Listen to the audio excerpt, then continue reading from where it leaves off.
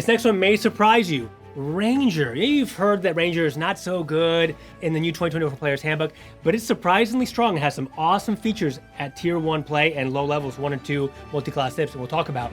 They get Strength and Dex as your saving throw. Dex is fantastic if you start with this, but you can also multi-class into it later.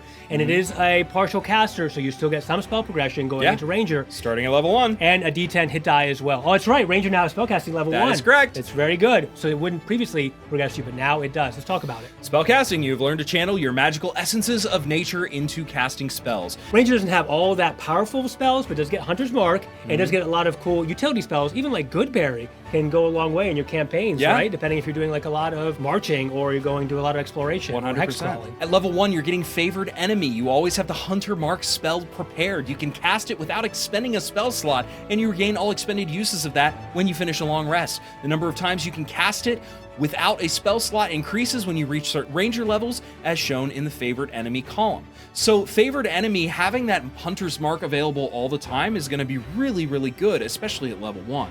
Agreed. And Hunter's Mark now is really good in giving you extra damage, especially at low levels, especially if like you're dual wielding, depending on how you go multi-classing. You do Hunter's Mark as your bonus action, and then every single attack you get gets the extra D4. Really good. It doesn't necessarily scale like it would if you're going just full Ranger, but it's still a great damage boost. It's going to serve you very well. And you get 2 of them for free just for a 1-level div. On top of everything else, a Dex saving throw. I didn't even mention having the weapon armor proficiencies through medium.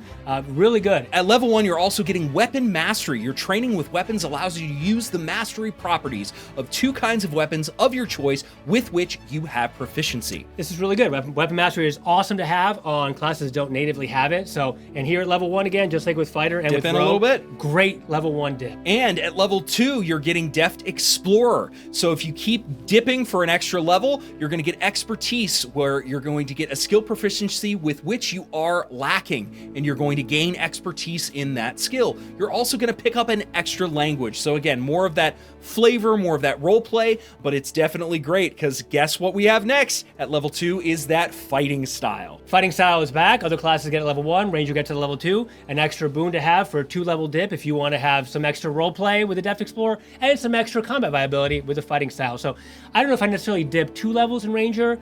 You don't lose too much, especially if you're going Spellcaster as your main or something like that, but really it's probably like a Martial Multiclass dip. But I'd see this probably being like a C or a B, depending on when you take it. Yeah, I think it's a solid C+.